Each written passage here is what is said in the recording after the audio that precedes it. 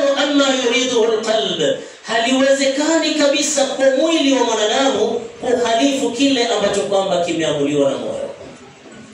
Mwanadamu ikiwa yeye amejinasibisha na 5 salawat, viungo automatically ikifika time ya swala inataka kuswali. Na mwanadamu moyo wake ikiwa ameamua yeye 24/7 ni social media, yeye ndio kuangalia pornography, yeye ndio kufanya maasi katika vyombo hivi vya internet, basi bila shaka na kiwiliwili chake itakuwa kinabobea kwenye maasi. Kala Sheikh al-Islam, ikiwa moyo umelingana na mwili wa mwanadamu wote, itakubali kile ambacho kwamba kimekubaliwa na moyo. Leo mioyo yetu iko namna gani? Tulichukua mioyo yetu ndio misingi ya maisha yetu ya hapa duniani na kesho akhera. Ni wangapi katika sisi bado mioyo yetu ipo katika giza? Lini tutatoka kwenye giza lile ambalo kwamba ni giza totoro? Ibn Rajab al-Hanbali naye asema al-aslu fi at-taqwa wal-fujur, msingi wa ucha Mungu bali na uovu wa kumfanyia Allah dhambi, huwa al-qalb, ni suala zima la moyo. Ukijiona wewe ni mcha Mungu sana, basi jua ilianza kwenye moyo wako. Ukawa moyo wako umesadikisha yale matendo ambayo kwamba Allah tabaraka wa taala alikuwa na haja nayo, wewe ukajifunga kwenye moyo wako, bila shaka takwa yako ya kumtii Allah ilianza kwenye moyo wako.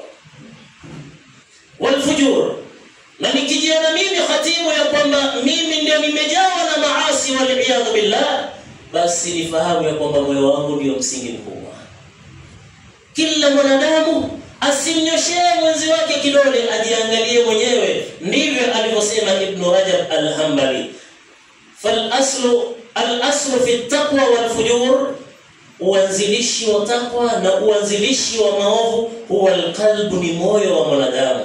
Fa idha barra al-qalbu wat-taqwa, moyo ukiwa mwema na ukawa unamcha Allah tabaraka wa taala, barratil jawarih, na viungo vingine vyote vitamtii Allah tabaraka. Vipi Muislamu akawa na ucha Mungu alafu asubiri usiku akaenda kufanya zina? Haiwezekani. Vipi Muislamu moyo wake ulimcha Allah tabaraka wa taala, ikafika usiku na yeye akaanza kuwa mchawi? Haiwezekani.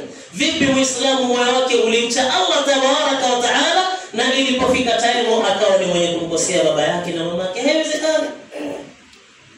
Lakini ndugu zangu katika imani, wa idha fajara alqalb, na moyo ukiwa muovu kabisa, fajaratil jawarih, na viungo vya mwanadamu vyote vitakuwa viovu.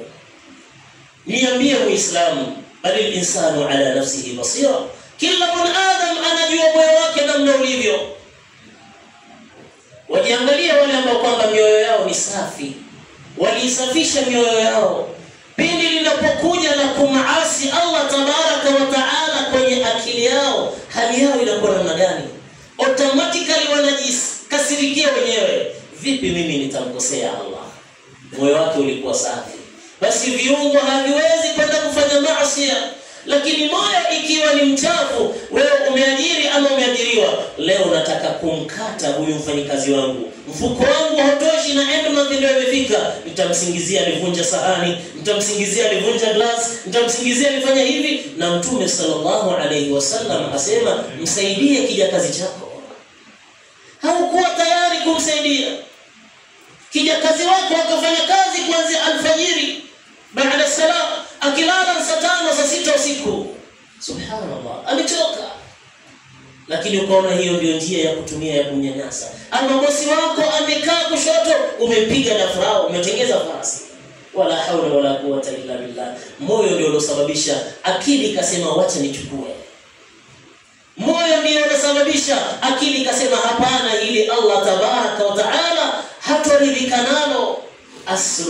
Asili ya moyo ama asili ya takwa Allah yaanza moyoni kwetu, na asili ama tatizo kubwa ama kianzilishi cha madhambi vile vile kinaanza katika moyo wetu. Lakini ndugu zangu katika imani, kwa kauli hii ya Ibn Rajab al-Hanbali, maneno haya ameyatoa wapi? Ameyatoa katika maneno ya Mtume Muhammad sallallahu alaihi wasallam. kwamba chanzo cha takwa Allah ya mwanadamu ni moyo wake mwanadamu, na chanzo cha uovu wa mwanadamu ni moyo wake mwanadamu. Aliyatoa maneno kwa Mtume Muhammad sallallahu alaihi wasallam pili Mtume aliposema fa inna fil jasadi mudghatan, hakika kwenye mwili wa mwanadamu kuna kipande cha nyama, idha salahat, kipande hiko cha nyama kikinyoka kikiwa sawa sawa, salaha aljasadu kullu, basi mwili wa mwanadamu wote utakuwa sawa. Wa idha fasadat, na kipande hiko cha mwanadamu kilioko ndani ya moyo wake kitakapokuwa kichafu, kiovu, kibaya, fasada aljasadu kullu, basi mwili wa mwanadamu wote utakuwa mbaya. Ni kipande. Lakini ni kipande gani hiki waungwana? Aliweka wazi Mtume sallallahu alaihi wasallam kwa kusema ala wa hiya alqalb, pata kujua na kutambua ni moyo wako wewe mwanadamu. Moyo wako mwanadamu ukiwa mzuri, basi na viungo vyako vitakuwa vizuri, bimaana mkono wako hautoshika haramu, tumbo yako haitoingia kwa haramu, kichwa chako hakitofikiria ya haramu, hautoishi katika maeneo ya haramu. Lakini kipande cha nyama kikiwa kibaya, wewe unaona si lolote si chochote, bali unajiuliza mwenyewe baada ya kwamba moyo wako ni mbaya, bila wewe kugundua ya kwamba moyo ndio unakusukuma katika maasi, kumkasirisha Allah. Kwanza unaanza kutanguliza miaka yako. Ikiwa moyo ni mbaya na jambo lile unalotaka kukomiti la kumasi Allah tabaraka wa taala, unajiuliza kwanza how old I am. Kisha unapata jawabu ya kwamba I am 25 years old, 30 to 35 years old, 40 years old, I'm still firm, strong, bodybuilder. Basi nitamuasi Allah mpaka pale nitakapokuwa mzee. Nani alikwambia mauti yanamfika mzee? Nani alikwambia mauti yanamfika mzee? Mauti yanamfika hata kijana. Moyo wako umeusafisha namna gani katika matendo yako? Je, matendo yako ni ya kumcha Allah ama matendo yako ni ya kumkasirisha Allah tabaraka wa taala? Abu Hurairah radhiyallahu anhu naye akapata kusema, sahaba mkubwa wa Mtume Muhammad sallallahu alaihi wasallam, alqalbu malikun, alqalb malikul a'dha'i, moyo ni mfalme wa viungo vyote vya mwanadamu. Ukitaka kuangalia kiungo chako ambacho kwamba ndicho gwiji kabisa, vidole, kucha, macho, pua, paka utupu wako na uzini wewe bila kuangalia na muasi nani, hivi vyote upate kujua ya kwamba mfalme wao ni moyo. Abu Hurairah anazungumza alqalb malikul a'dha'i, moyo ni mfalme wa viungo vingine vyote. Wal a'dha'u junuduhu, bali na viungo vingine ni maaskari wa moyo. Fa idha taba al-maliku, mfalme akiwa mzuri, tabat junuduhu, basi na maaskari wake watakuwa wazuri. Ikiwa moyo wangu uko mzuri, ndio mfalme wa viungo vyangu vyote. Moyo wangu utakapokuwa mzuri, basi viungo vyangu vingine vyote vitakuwa vizuri. Wa idha khabutha al-maliku khabuthat junuduhu, na endapo malik ambaye ni mfalme moyo ndio utakuwa ni mbaya, basi viungo vyote vya mwanadamu vitakuwa vibaya. Ni mara ngapi tulisafisha viungo moyo wetu katika yale tunayotenda? Kila mmoja ajiulize ya kwamba ndipo kumcha Allah tabaraka wa taala. Ahibati fillah, jipige mfano wewe mwenyewe, jipige darubini wewe mwenyewe kwa unayoyatenda. Je, haya ndiyo niliyoamrishwa na Allah tabaraka wa taala ndani ya Qur'an? Je, Allah aliniamrisha mimi nimshirikishe yeye? Je, Allah aliniamrisha mimi niende kafanye zina? Je, Allah aliniamrisha mimi nile riba? Je, Allah aliniamrisha nile mali ya yatima? Je, Allah aliniamrisha niwakosea wazazi wangu wawili? Je, Allah aliniamrisha mimi nikatane na Waislamu wenzi wangu? Je, Allah aliniamrisha mimi namna gani? Ikawa wewe kwa chuki zako basi na moyo wako ambao kwamba si safi, ikawa hata nyumbani kwako familia yako haina amani kupitia kwako wewe. Allahu Akbar. Ni moyo. Ni moyo. Moyo ambao kwamba uliweza kukosa mpaka uadilifu. Kufuatilia durusu za Sheikh hapa, hutuba za Sheikh azungumza kwamba ni wajibu wa Muislamu afanye adala kwa nyumbani. Alisikadhalika. Je, ni wangapi sisi ni waadilifu kwa hutuba ya Sheikh aliyotuelezea? Ikiwa utajiona ni mwadilifu nyumbani kwako, basi jua ni moyo wako ulikuwa msafi. Na ikiwa nitajiona si mwadilifu nyumbani kwangu, basi moyo wangu mimi ni mchafu mno, yafaa nitengeze moyo wangu kama ulivyotengeza moyo wako.